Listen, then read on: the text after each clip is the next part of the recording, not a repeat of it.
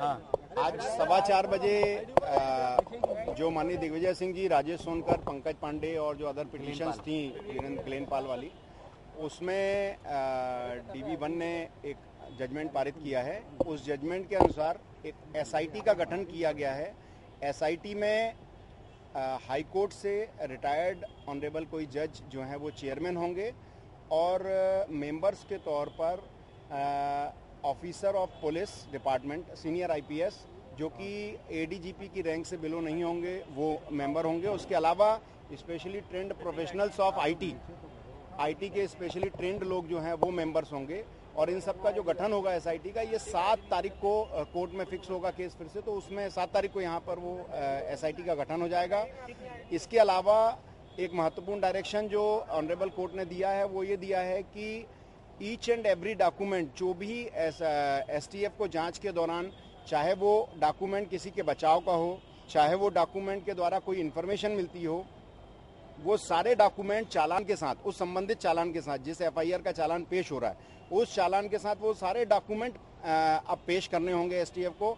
ऐसा नहीं है कि कोई डॉक्यूमेंट STF अपने पास रख ले और बाद में ये बोले कि साहब उसमें ऐसा नहीं था इसलिए उसको हमने पेश नहीं किया, वो अविश्वसनीय था या उस पर कोई विश्वास नहीं किया जा सकता था इसलिए हमने रख लिया।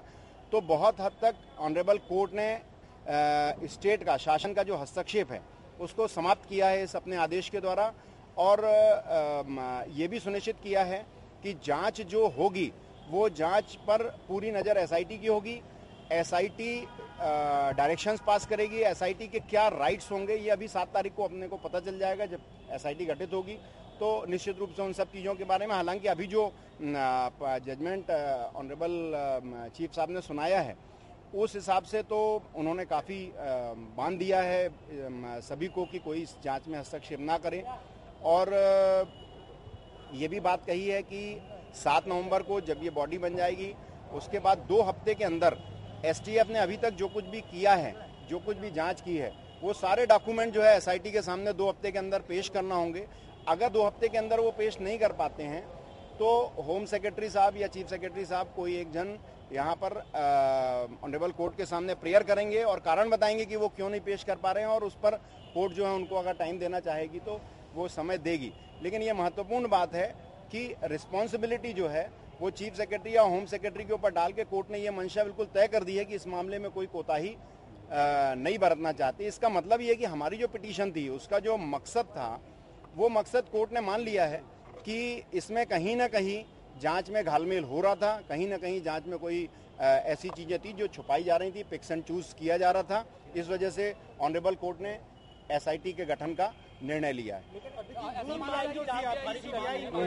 देखिए, CBI जांच की मांग की एक SLP दिग्विजय सिंह जी ने, जयवर्धन सिंह जी ने सुप्रीम कोर्ट में लगा रखी है, जिसमें ऑनरेबल हमारे जो सीनियर वरिष्ठ अधिवक्ता हैं विवेक तनखा जी, P चिदम्बरम साहब, कपिल सिब्बल साहब, KTS तुलसी साहब और इंदिरा जयसिंह जी 7 तारीख को उसमें बहस करने वाले।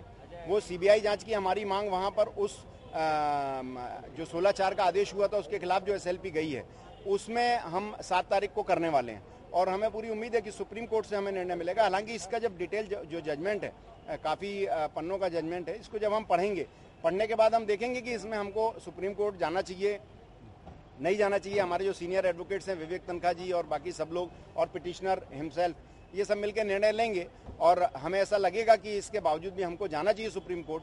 कहीं कोई चीज़ ऐसी है कि जिसकी वजह से स्टेट गवर्नमेंट उसका बेनिफिट ले सकती, जैसा कि अभी तक लेती आई है, तो हम उसके खिलाफ फिर सुप्रीम कोर्ट जाएंगे ना है। और समझा है उस हिसाब से AG ऑफिस का हस्तक्षेप किसी हद तक बंद कर दिया है। किसी हद तक उनको हस्तक्षेप भी लगभग बंद हो जाएगा। AG ऑफिस के माध्यम से ही सरकार का हस्तक्षेप हो रहा था। ये पिटीशन में भी हमारी बात आई थी, तो उसको तो रोका है, उसको ऑनरेबल कोर्ट ने रोका है और कुछ फाइंडिंग पाई है तभी रोका है।